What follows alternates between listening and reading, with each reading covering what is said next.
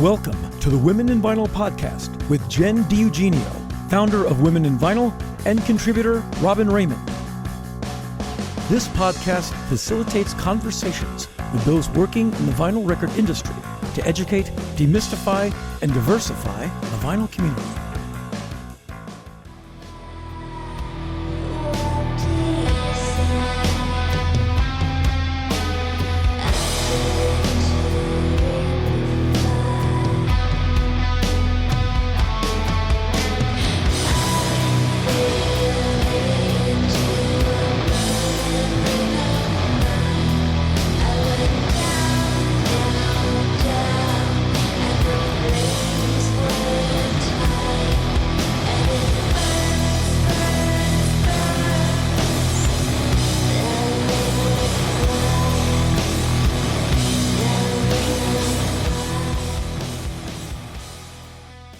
Thank you for tuning in to talk nerdy with us for another Women in Vinyl Tech Talk. It seemed only fitting after all the lacquer discussion that we move into plating, having numerous mentions of it in the past. Numerous mentions. Mastering and now plating. We're taking you down the roller coaster that is production, everybody. Strap in. Get ready to learn some little factoids. I feel like this is needed because the quick Instagram poll before we started, most people said they have no idea what we're talking about. So I mean, I barely know what we're talking about. Stampers are one of those things that I'm like fascinated with. And I'm like, I could do that. But I've only been in the room a couple of times. And I'm like, wow. It's very mad scientist. And I think that's part of the thing that I like, where I'm like, oh, you get to put on a coat and like eye protection. You got to suit up in order to do your job. That's pretty cool. And if you're wondering how we got to this point, go back and listen to Jet's episodes on mastering. Yeah. And now we're here. Here we are. Down the chain. Productionville. So we are talking about stampers.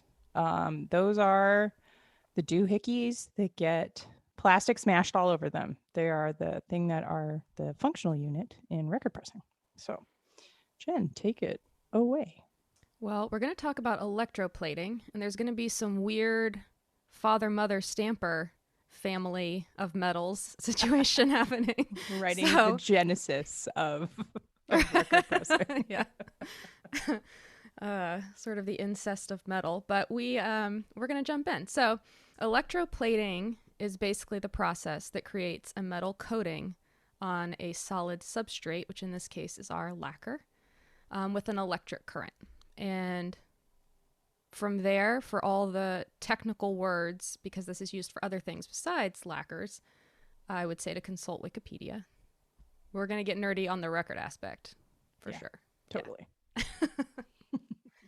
Yeah. So basically, it's a method of creating a nickel-coated copy, which creates a master, which we'll get into in a minute, but you can use that as a stamper, or it will create a mother, and then creates multiple stamper babies, which go into the press to press records. Use the babies. Use the babies to make the records, because records are all individual snowflake babies. So Stamp makes sense. babies.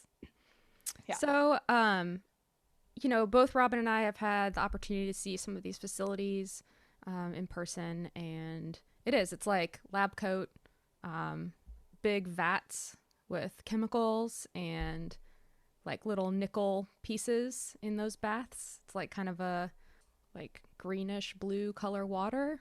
Joker origin story. For the OG Batman fans out there, Jack Nicholson falling into a giant vat in the Acme factory. That's exactly what I felt like the first time I was in Stamperville. I was like, whoa. I could have a perpetual smile if I was in here, right? That's how it works. Great. Yeah, I mean, there's so many facets of this, but I think basically what they do is they take the lacquer. Once it arrives, they make sure it's clean of any dust or oil, and then they attach it to this thing that holds it so that, your fingerprints aren't on it. And then they use a spray gun to spray a mist of silver until it's evenly coated. And then at this point, it can go into the bath where an electric current is moving through it, and all those little nickel pieces are going to get electrically charged. They're going to get excited, and they're going to stick to it and create this metal base that gets to certain thicknesses, and at the thickness that you want it is when you can take it out of the bath. Yeah. Because it's going to get smashed thousands of times. So you want it to be a certain thickness. Otherwise, it's not going to be able to stand up to the abuse that it is about to endure for between 1,000 and 10,000 times. Lots of pressure. About 150 pounds on the average, depending on the type of press, as I read. Yeah. Yeah. We'll link some of the information in the show notes so that you guys, if you want to get deep down into the shiny metal grooves of stampers, you are totally welcome to. This is done in a couple stages. So the first, like we mentioned, is building up the base layer. And then the second is thickening that plate. And that's done at a higher current. And then once this is finished, you're actually peeling away that one piece from the other. So what was the lacquer and then the metal piece. That then is your father. So that can be used as a stamper. In the audiophile community, this can be like the most amazing thing. Like it could be like the top quality. There's only one of them. Most of the time in my world, we never do that. The average person doesn't usually do that for their record because you have no reference point then. So, most people will put it back in the bath to then put that back in the bath to then create the mother plate. And so it's like positive, negative, positive, negative. So if your stamper is what presses into the vinyl, that's the same as your father. And then the mother is the negative of that. Yeah. So you can actually play it. Yeah. Because you can't go back, because once you peel those two pieces apart, that lacquer is destroyed. So that's sometimes one of the arguments between lacquer and DMM, which we'll talk about a little bit further. But yeah, plating is destructive to lacquers. So you can say bye-bye to that super sweet, exclusive little perfect copy of your record once you decide to dunk it in a silvery bath. Yeah, and some facilities do a mother capture, which is great because then if you find an issue with your test pressing, you can really figure out if it's a vinyl pressing flaw or if it is a metal flaw, which if there is an issue in the metal, like a nick or anything like that, you do have to go back to the lacquer cutting phase if you did a 2-step. And then if you do a 3-step, then you can make a new mother. So to kind of rewind that back, the father makes the mother, and a father can make up to 10 mothers, and a mother can make up to 10 stampers. And a stamper is typically good for about 1,000 standard weight, or 140-ish gram. Thank you. Or 500, 180 gram. And different plants say different things, but as a general overall standard, that's sort of what I see. So 3-step is because you literally have those 3 steps. And then 2-step is where you are using your father as a stamper, and then your mother will make those stampers. So you don't have that third reference point. So yeah, I mean, for most bands that aren't doing huge runs, a 2-step is sufficient. And that's one of the reasons that sometimes making records takes time. Oh yeah. Because growing a tiny little metal plate, molecule by molecule, literally takes time. I mean, sometimes it can take between an hour and 3 hours per copy that you're doing. So, I mean, if you're doing a 3-step, obviously it's going to take more than a day. Right. But not like growing an actual child, although these days these ones are more delicate though. These days the turnaround feels about like that for some people. Yeah, that's true. But and another point in the lathe column. Woo! This is true. Yeah, this is not. Yeah, this is for pressing. So yeah, and that's skip. maybe a major difference that we can shine a light on here right now too is that when I'm cutting lathe cuts, I'm just cutting right into the plastic. So technically, if I was able to plate those, they would be masters that could be plated and then Yahoo. But mine are able to be played right away because they're just into plastic. So I don't need to plate. So that's why that's one of the reasons that my turnaround time is a little bit shorter than in a record pressing situation. So Right. do.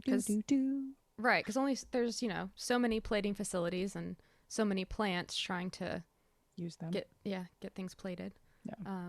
Plus, some of those facilities do both.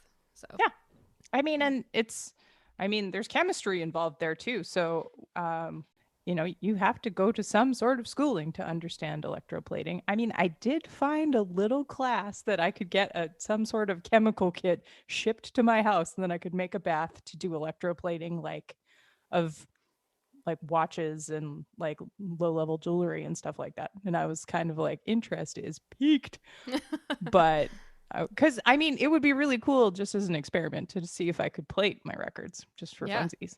But I mean, I don't know that I would trust myself with a bunch of chemicals in a garage situation. So grinding coffee beans is one thing, but electroplating might be a totally different situation. Yeah, and I think like in the confusion of things with how a record is made, this is one of the big ones. Even just like the steps involved, 3-step, 2-step, all that. I mean, it's almost like one of those brain twisters like you were talking about in the Jet episode, how, thinking of high end and low end and how it was like reversed. Totally. It's almost the same thing here where you're thinking of like positive, negative. It can just become very confusing. Yeah. I mean, the one way that I like to think about stampers is with a chips reference, because I'm all about sponsorship. So Oreo, get at me, and now Frito-Lay, get at me, because like Lay's, stampers have ridges. Oh, there you go. That's the way that I like to remember that part. So if you can play it, it's not a stamper. That's the way that I like to remember that, because everything is food. So all of our allegories are food related mostly. I know. It's perfect. So once your stampers are ready, then the backs are sanded down to eliminate any surface anomalies, small bumps or ridges, like any imperfections are going to be transferred to your vinyl. So sometimes, for an example, you'll see it'll look like a scratch or something on the record once it's pressed, but actually it's like a water stain. Mm-hmm. So even something like that, just when it's being cleaned, can transfer to the record. So you want to make sure that those are clean, sanded, and check back to Ren's episode for all the QC things. Yeah, because everything on a stamper is backwards. Yeah. And when I was working in the QA department for a hot minute, that was one of my jobs, was looking at the stampers to make sure they were impeccable. And I mean, reading catalog numbers backwards is a skill set sometimes, because you have to definitely compare it with your production note and be like, do we have the right side? Because they also, I mean, that's something that we might have missed out on too, is lacquers are cut in an A and a B.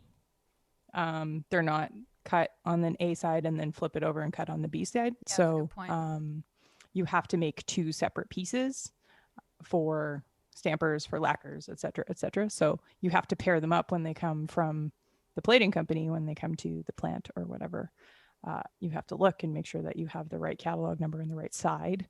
Potentially there's been a revision or a recut, so you have to make sure that all of that information is correct. So not only just looking for dimples and water spots and dust, sand, fingerprints, all of the things. And if you decide to change your catalog number, or you didn't know what it was when you placed your order and now you want it, or you want something in your dead wax that you didn't think about before, if it gets to this stage, it has to be done now on the metal. Yeah. So you have to write it backwards. Yeah. So Ray worked at in plating at a pressing facility, and they had the alphabet backwards, right where he was, so that you could easily reference how to scribe things, because it would, sometimes like a major label will put something out, or, an indie label will, and then they'll swap, someone will get rights to something else. So then they no longer want said number in the dead wax. So yeah, it's. Oh man. Poor Ray. I mean, that would make you cross-eyed at the best of times. Yeah. I mean, wouldn't it be amazing if you like could write backwards with your non-dominant hand just as like a default? Oh my God. So when I was a kid, I did that for quite some time. I used to write backwards so that you could hold it up to a mirror. My mom's like, you're not dyslexic. I'm like, Are you sure though? No, I'm just, you have to read everything in a mirror because I'm a spy already. I love it. So, and when you're sanding a stamper, you're sanding the backside. Right. So, I mean, if anybody is, looking at something, which is ill-advised when you're listening to a podcast, but if you're trying to look at a stamper or a lacquer, so lacquers are 14 inches. If we're talking about making a stamper for a 12-inch record, so they cut off and like that part is destroyed and folded over, kind of crimped. So and they're really sharp. Like those edges are snatched. They will draw blood, no problem. But then you flip it over. So if you look at the groove side, and if you see any imperfections or anything, you're like, oh, okay. And then, before it goes on press, like I've seen press ops like give it some good action with some really high grit sandpaper to try and buff out some of the things that they see that might create some sort of a audible pop or something when it goes onto the press. So right. We don't sand the groove side, just so everybody's clear. Right. Don't do that. Don't sand the ridges. That would be very bad for QC. Oh man. Just first date. Don't worry guys, I got this. Oh my God. All of our record people right now are cringing. Right. Just thinking about that. You're welcome. Yeah, and then stamper weights are important, and so is forming of the stamper. We have to, you have to center it. Looking under a microscope, you find like that center point, and then that's how they punch the center hole out. And then the sides are formed to the type of machine that it's going on to. And I think sometimes a reference point of an off-center stamper is if you've ever put a needle on and you've seen like your needle sway, like that would be potentially from an off-center stamper. There's like Jamaican record companies are known for really bad off-center records. Yeah. No shade. Yeah. Yeah. No shade. It's a thing. Yeah. No shade. It's just a thing now, and that's okay. I do feel like there's, and that is probably going to be part of our exploration of record presses when we get there, is that there are some that are metric measured and some that are imperially measured. So, there's sometimes that I've seen abuses to humanity done with trying to get stampers on to weird fitting, like weird size molds and things like that. So I always wonder, like, if there's just too much rounding going on when they're doing the math, if it's coming from one place and supposed to go to another. Yeah, like maybe. if that country does all of their math like the rest of the world, then maybe it might not fit on the machines that come from that one country that refuses to get on board with the metric system. I have a Boris record that is so off center that it actually changed the entire sound of it. Oh yeah, I bet. Yeah. I was listening to it. That's already. Did you change your pitch? Did you find a pitch that worked? I didn't dive that into it. It was when I was in quarantine and I was like, I should make a video. I should. Oh my God, let's do it. Yeah, because I was like listening to my records in alphabetical order, and I got as you do, right? Because why not? We're in quarantine, and when you get to the B's for Black Sabbath, though, that goes out the window. Your plan is a flaw. I did have to skip it because there's too many. A C, D. Just those cubes, but yeah. But yeah, it was so off. I took a video. I did post it, and then I looked up immediately where it was done. So, And you people found can and confirmation bias was there. yeah. Yeah. That's good. Oh, But yeah, I mean, like, and that's the thing. So I mean, even with plating, like, it's not just, they're not just making stampers, they've got to do all of the math. So again, science that goes into making sure that everything is going to line up when it goes onto whatever machine, whether it's a Halifax or a Fairchild or a Viral or like Phoenix Alpha. a Phoenix Alpha, like X, Y, Z. Mm-hmm. Because all of those variables are going to play into how that plastic gets smashed. So optimal playing environments sometimes are not encouraged by math. So I mean, that goes into like the trigonometry and the geometry of like cutting records and all that kind of stuff. So that's why I was asking Jen, like, if she played with her pitch, or maybe tone arm weight, maybe it would maybe you would find an optimal play variable for that. And then you could just put a sticky on your Boris record that was like, adjust pitch to +2. Like, that would be good. Mm-hmm. Yeah. And I mean, certain facilities, you know, people have preferences for all of this stuff, you know, just like we have preferences in lacquer or DMM, or, you know, what kind of music or records we like. Different labels, or, you know, different bands. People might have different facilities that they like for things. So a lot of times stampers are supplied to plants. Not a lot of record pressing plants have plating facilities in them. So, you know, things can happen, you know, stamper damage can happen in shipping. So, I mean, yeah, lots of variables. Totally. So we keep talking about DMM. Yeah, maybe we should get into it. DMM. Another one of our great debates. Yeah. Well, I mean, it's not even like a debate, as more as like, it kind of shows on what side of the oceans that we're on, you know what I mean? True. Because there's definitely like, there was an uptick in technology and like trying to advance the cause of cutting records and stuff when there was a change in music.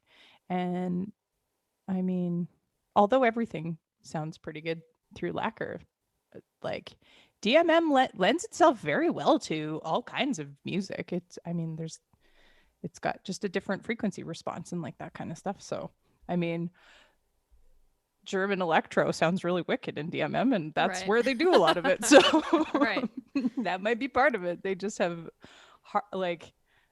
harnessed the ability and like really understood the DMM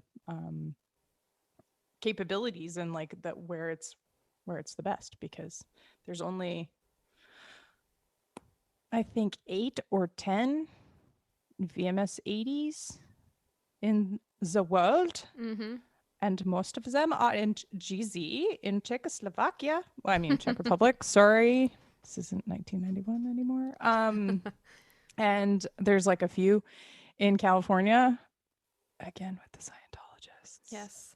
And when I was rereading all of this too, I saw that there's one plating facility that has a special room for them where they just do their stuff. They're L. Ron Hubbard records. I love it. So that someday when a new civilization is here, they will think he is. I mean, that's like, we could do a whole episode on records and Scientology, and I think we should, because that would be hilarious for me. Then they'll start targeting us on Instagram again. Perfect. Can I be best friends with Tom Cruise? Because that would be great. I mean, come on. I'm Tom, if you're listening, I feel the need for speed. Okay, like, let's talk about Top Gun all day, no problem. I digress. Okay. So DMM is an alternative to lacquer cutting, because you're cutting directly into a copper plate. So that kind of replaces the need for lacquer, which, as we've discussed ad nauseum, we're in the middle of the hot garbage fire of lacquer shortages, which also adds to record pressing delays and sadness in the record community, and mastering community and lacquer cutting community. So DMM has kind of helped to stop the bleeding a little bit there, because a lot of people have been able to get their records cut on DMM and utilize that process instead of waiting in line for lacquers. So, I mean, they can't sound that bad, really. Yeah. I think it's more of just people being able to have the choice for their music, which is an important thing, I think. And some places don't really give you that choice. I mean, it would be really cool if we figured out, and maybe I'm going to just trademark this before it happens, if there was a way to model like what it would sound like on lacquer and what it would sound like DMM. Right. Totally. Because, well, get with Isotope. Yeah. Hey, software engineers, Right. I'm right Yeah. here. I'll help They did you. that. Yeah, they did that vinyl plugin. Yeah. But yeah, I mean, that would be really cool because, you know, like Jet mentioned, the record that we listened to, it was a rock That will record. remain nameless. Yep. It will remain nameless. The comparison, the lacquer sounded so much better. But, you know, like you're saying, it makes total sense that other music would sound really great on DMM. So, yeah, I mean, and it comes down to, you know, who's mastering it too, and if they have a lot of experience with DMM. And I mean, one of the sneaky, lesser known things about DMM too is that some of it goes through this process called visual vinyl mastering, and so it just goes through a program. And instead of having like an actual mastering engineer obsessing over what the groove looks like and the depth and, you know, spacing and everything, it goes through an algorithm and a computer cuts your record, which is good for fastness and whatever, but, you know, maybe doesn't optimize the medium as much as it could. So, I mean, that might be one of the bigger complaints. And I maybe not even complaints, but like feedback with DMM is that, you know, because it's kind of got, I mean, and this is an audio joke, hard limits on what is being enforced in that program. Like maybe there could be more highs here, or they could do something with the low end here or whatever to make it like sound better. Right. But because it's, you know, they're going for speed, then it is not getting that care and attention that maybe it might need to be. And again, no shade. Right. Yeah, I mean, you know, like you said, it does speed up the process because you're cutting right into the copper, so you don't need a father plate or a reference. Yeah. But yeah, I mean, it says that they can make endless stampers, which I don't know about that. I would like to see a record, a quantifiable how many times a thing has been plated, to tell me how many times, because I'm sure there's something, there's got to be some sort of a number, right? That, I mean, maybe there's a Zeppelin stamper hanging out, right, that was cut in DMM, but I doubt that. Yeah, because I mean, sometimes if things are cut DMM and then they get sent to us, we have to replate them. Yeah. So, yeah. If you know. Yeah, always. media@womeninvinyl.com. If we're saying anything that's wrong, just please let us know. Don't let us carry on in the dark. I would love to know more about plating. And it's definitely, if mastering is a dark art, plating is like a super dark art. And I wish Bill Nye or Neil deGrasse Tyson understood more about records so that they could make a little 411 episode, because that would be great. But yeah. I mean, I talk about this like we welcome it day in and day out. Mm-hmm. It's just, you know, one of those things that, again, not a lot of people know. So it's like we do a repress. Why do we need more stampers? You know, that sort of thing. So totally. Yeah. Yeah. I mean, and if it gets damaged, I mean, there's a million ways that a stamper can get damaged because they're not, well, I mean, they're made of metal, but they're not indestructible. And like lacquers can be damaged in transit too. So, yep. I mean, and you guys might view this different, Jen, but I think the ideal plating time for a lacquer is like within 72 hours. But how often does that happen, especially during COVID with shipping delays and things like that? Like, Oh yeah. I mean, ideally, they would be shipped and then walked plated. over. Right. You know, Like 24 to 48 hours, ideally. yeah.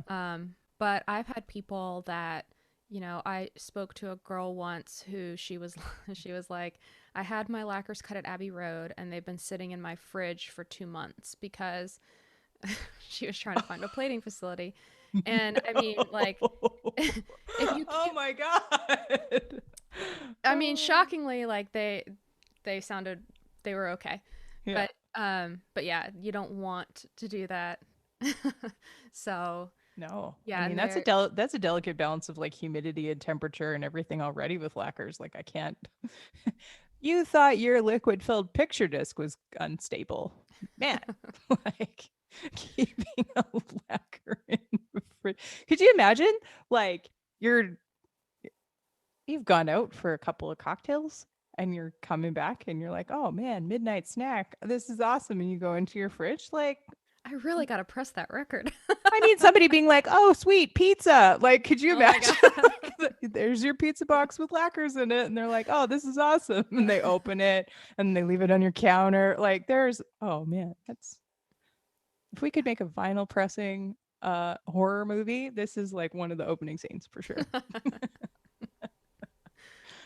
So yeah, I mean, you were talking about frequencies, different kinds of music. Lacquers are thought to have a more warm, full sound. Mm-hmm. I can say that with the various Black Sabbath records, I will say that I find that to be true. If I was doing like an A/B comparison, and then DMM are more bright, Mm-hmm. so sharp sort of sounding. Yeah. Yeah, they definitely have that like a really aggressive top end. And Yeah. I mean, and that's one of the things, like if you listen to like Depeche Mode or anything with lots of keyboards, and I mean probably all of the Rammstein records, like all of that like synth, like craft work, that kind of stuff, like that's the stuff that you want, right? So I mean, I kind of say like music with like acoustic instruments, and like acoustic not being not plugged in, but like guitars and like tangible instruments like that will sound really good in lacquer. And then anything that's like keyboard, synth, you know, modular synths and like ambient stuff and like that kind of electronic music and electronically modeled MIDI, that stuff will sound pretty good on DMM. I mean, it'll sound great on lacquer too, but I mean, that's kind of that's my hot take Yeah. on that. And that's from like hours of listening to both in QA Right. too. So where like the plant that I worked at for a hot minute, most of our records were DMM. So it was funny to like work at a lacquer facility during my time and then be at a pressing plant where we were like majority DMM. So I was like, oh, okay. Yeah. Were you doing it in-house, cutting and plating, or were you getting them? No, our everything gets it was all cut at GZ and Okay. plated in Czech. That's what I and thought. then hopped over. Yeah. We did get a bunch of stampers from a pressing plant when they decided to not press records anymore, and then we got all of theirs. And then that was Yes. kind of a jigsaw puzzle of catalog numbers, which was Oh yeah. led to funny results Oh no. in numerous ways. Do you think that we covered that confusing process? I mean, it's all about dance steps, in my opinion. You know, there's a one step that's like, you know, it's the high school dance shuffle from one side to the other side. It like fits your purposes, gets it done. You know, there's no fancy dance moves, but you get your records pressed. I mean, that's like you're pressing like 1,000 records, 500 records. Then you have a two-step, which involves, you know, more pieces, ideally a partner. And then you have like more complicated dance moves that you can do. So then you have the addition of a mother, and you can make a bunch of stampers, or you can't. And then you have a father and a mother. And then you have a triple step. So then you have a mother, a father, and babies. And I mean, that's the way that I kind of look at it. I mean, Yeah. there was somebody that was explaining plating to me, and they were like, think of Genesis. And I was like the band? And they're like, no, like the part in the Bible. And I was like, why? And they're like, first you have the father, and then you get the mother out of the father. And I was like, oh, okay. So, I mean, for all of our theologians out there, like you can look at it at a bit like Adam's rib of Right. creating records. Yeah. Yeah, I mean, I would say for most small bands out there, you're going to probably do a two-step. You should be fine for the amount of records that you're going to press. I mean, and like a two-step makes sense because then you're getting a copy of your master. Right. So then, I mean, for your career, it's a better idea to have that in your back pocket, or housed somewhere where it's readily accessible. Yeah. Because then if you need to go back to press, if for some reason your Bandcamp blows up and you need to make a crap ton more records, and everybody discovers your back catalog, like that's the way to do it. Exactly. If you have a one step, you are out of luck. It's true.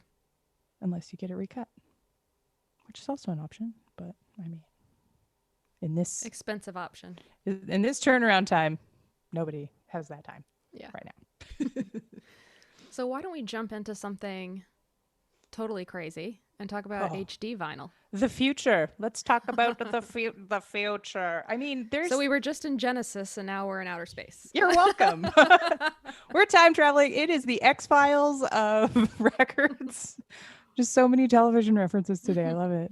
Oh man, it sounds like I do nothing but watch television. And eat Oreos and chips. Yeah, right? How is she so skinny? It was so funny though. I was Heath Waxmage today was playing Twin Peaks on his Instagram, and I was like, "Yo, that's pretty." And he's like, "Oh, it's Twin Peaks." And I was like, "I knew I recognized the graphic because it's the bar sign." Mm-hmm. Yeah, and I was like, "Oh man." Anyway, David Lynch did a partnership with Allegro Coffee, and it is the best coffee. What? Like, it's a damn fine cup of coffee. Oh man. Come on, man. You're killing me over here. Stuck in Canada where nobody does anything fun. Ugh. Okay, so yeah, HD vinyl. I mean, this is one of the potential future plans. There's also people that are plating like bonkers things. There's people that are trying to plate like lathe cut records, lathe plastic and stuff. I'm not one of them, but it is out there. It's got limitations. I'm not gonna lie. I don't like lying, so I'm not gonna tell any lies, but I'm also not going to endorse this method just based on the samples that I've seen and heard. You guys plating lathe cuts. Yeah, you guys wouldn't be happy with it. It's not a good time. So HD vinyl. I first saw the HD vinyl guys, and they're a bunch of really smart, way smarter than I am, dudes from Germany, from the fatherland, and they are trying to find new, different, futuristic ways of making records. And one of the things that they're talking about is HD vinyl, which they're talking about a program for mastering, which like allows you to modify the groove in a program before you cut the record. Like it's kind of like that the visual vinyl mastering that I was talking about, but it still involves an engineer looking at everything that's going on, and it kind of like analyzes the waveform and tells you where the trouble spots are going to be. And so which this is would kind be of cool. taking out all of the steps that we've talked about in the past. Like this is going right to your stamper essentially. Well, this is mastering. So they have this software that they've been developing, and they actually, when we were talking about it, they model what your lathe will do and what the capabilities are and how your room is geared, and then it'll master virtually your wave file, and it'll show you like where there's issues that you have to be aware of, like when you're cutting. So you'd have to be like, oh, I need to like decrease this, or this groove is gonna be too close to this one, so I need to like turn the whole thing down or whatever. Like People should definitely Google this. It looks like you're looking at a record player. yeah, Yeah, it's really cool. It's kind of it's interesting. I mean, it's as a mastering engineer, it's like super interesting to see, but they don't have all access to all of the lathes out there, so they haven't modeled all of the lathes that are cutting records. So I mean, if you have this specific lathe and you have your rooms set up this specific way, then it is potentially really helpful. I mean, it's good to, potentially see what your grooves are going to look like, so you can understand as a cutting engineer like what it's going to look like. But most of the guys in the game and most of the sweet ladies that are out there cutting records like our super amazing Jack Lindo will kind of understand that those limitations and those areas of concern just by listening to the actual music and everything already. But so their idea is to use this Perfect Groove software, and then they use a laser to cut a ceramic stamper, which boggles the mind. Yes. Yeah, it's like we were talking about, it makes us think of ceramics, like yeah, ghost wise. So there's Demi Moore and Patrick Swayze, and they're going to make your stamper. So you throw it on the wheel, and then here kind of comes like this that. cutting arm. Yeah. And you do it in slow motion, and there's a romantic song behind you. Yeah. But so yeah, they're talking about cutting a ceramic stamper, and it's like ceramic kitchen knife that you can't dull, that you can't break. So the idea is the ceramic stamper will last for like 10,000 units, 10,000 vinyl record copies, rather than 1,000 or 5,000 or whatever the ones were previous in metal work. So I mean, I don't know that they've done it in actual for realsies yet.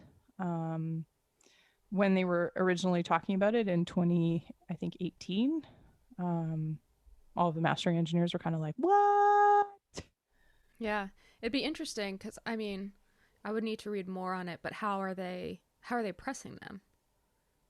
Well, I mean, that's the thing. So it like they change mastering and then they change plating. So I mean, they take away and this is kind of the cool thing about it, because it takes away all the chemicals. And like we were talking about, like you could turn into the Joker, or you could make a stamper, which is also kind of cool. But the sustainability and all of those like environmental hazards and things are always things that are on all of our minds, obviously. So the ability to make things a little bit safer and a little bit less impactful on the globe is pretty cool. So that part is cool, but then they need to change the molds that go on the stampers into the machines, and then they need to change maybe the machines too. So right. I don't know if like the next iteration of this is to work with like Phoenix Alpha or another Euro pressing plant or pressing machine creator. But I know that there was talk of like injection molding. Yeah, that's interesting. So you take the two ceramic plates and then you smoosh them together, and then plastic is like injected, which is kind of like old timey, the way that they kind of used to make records like back in the 60s before plating became kind of the du jour. Right. So, I mean, just from a cost perspective, like you and I were talking about before we started the podcast, like a ceramic stamper, if it's going to do 10,000 copies, like what is the cost amount of that actual stamper? Right. I mean, and like it takes, I don't know that was my question to them actually in 2018, 2019, whenever we talked about it en masse at our conference. And I said, well, like, but what does that price point look like? Because, what indie label or self-financed artist is going to be able to sustain that kind of like cost point? Right.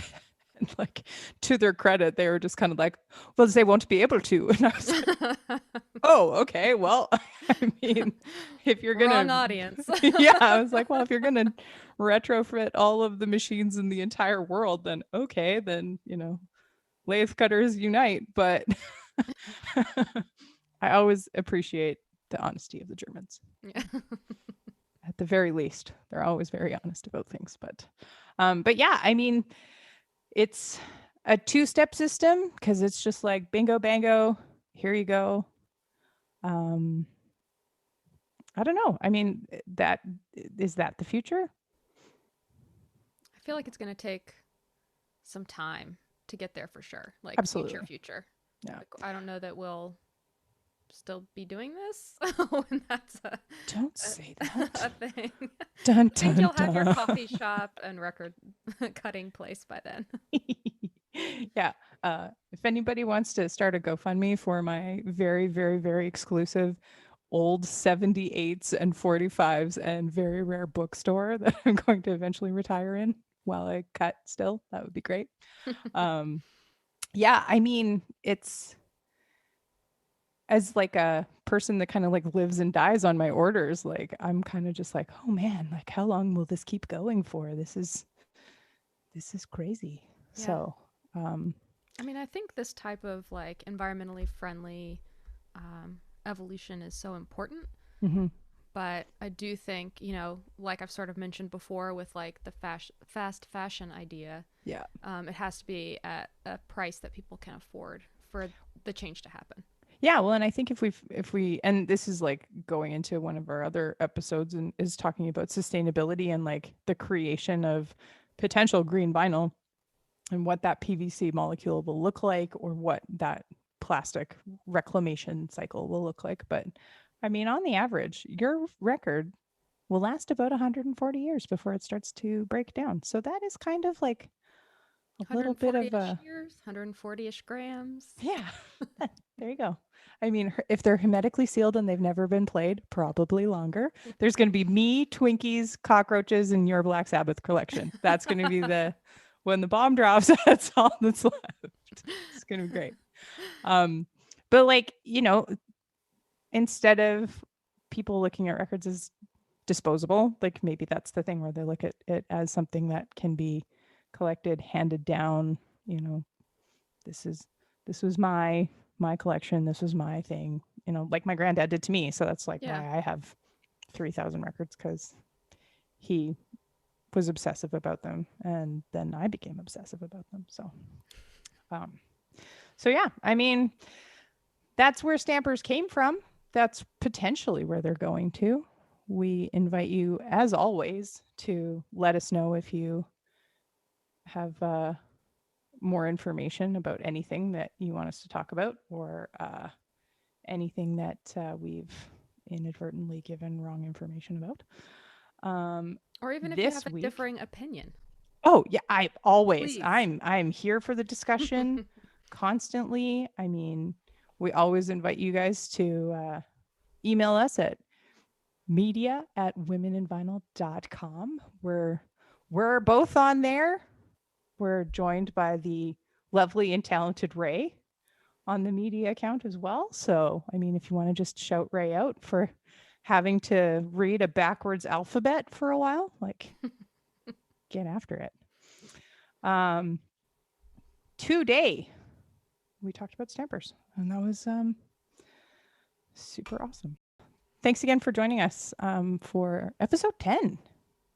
We're in the double digits now. Plating and stampers. The more you know. Thank you to the amazing Frayle from Cleveland for the use of their song, their live song, Ring of Fire.